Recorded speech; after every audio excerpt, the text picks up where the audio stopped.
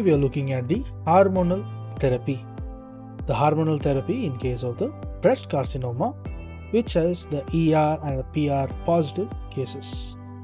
So as we start, the question here is the aromatase inhibitors which are used for this purpose. So in this video, we'll find these answers to these questions and learn in detail. So to begin with, firstly, we need to know the role. So what is the role? So the role of the hormonal therapy is to reduce. So the aim is to reduce the recurrence. So reduce the recurrence. And second point being reduce the risk. So reduce the risk. This is the risk of recurrence and reduce the risk of the contralateral. Decrease the risk of the contralateral breast cancer. Thirdly, what we want to do is decrease the risk. Decrease the risk of the progression of in situ. The progression of in situ. Progression of in situ to the invasive. To invasive carcinoma. Progression of in situ to the invasive carcinoma. So now we have some medications. That is when we look at the SERM modulators, that is stands for the selective estrogen receptor modulators. So what are the examples? So examples includes tamoxifen, then raloxifene. Next, it also includes the azoxyphene and the phenoxyphene. So just to recap what we did.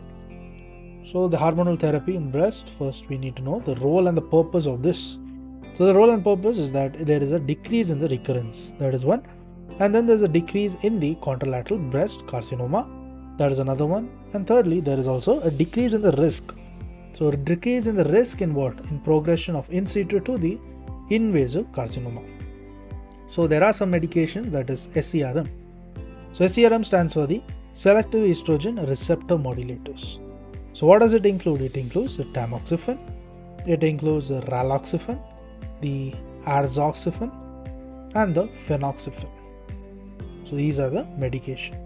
Let me repeat them: tamoxifen, raloxifene, azoxyphene as well as the phenoxyphene.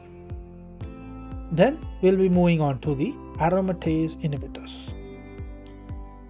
So the aromatase inhibitors. So under the aromatase inhibitors, it includes the anastrozole,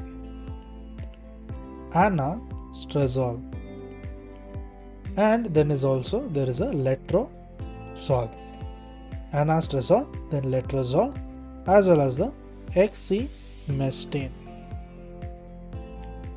Then we also look at the ovarian suppression or ablation. Ovarian suppression or ablation. So what does this include? So this includes, there is a oophorectomy. There is oophorectomy. And then there is also the GnRH. There's GnRH analogs. So to recap them, we saw the aromatase inhibitors. It includes the anastrozole, letrozole as well as the exemestane. Then when we look at the ovarian suppression or ablation, it includes the oophorectomy as well as the GnRH analogs. So now we'll be answering our questions. So the only question we asked here was, what is the aromatase inhibitors?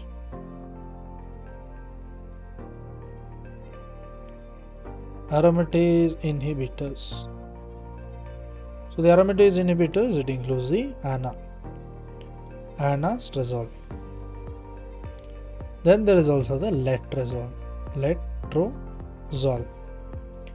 Next, there is also the exemestane. So to recap, we saw the aromatase inhibitors.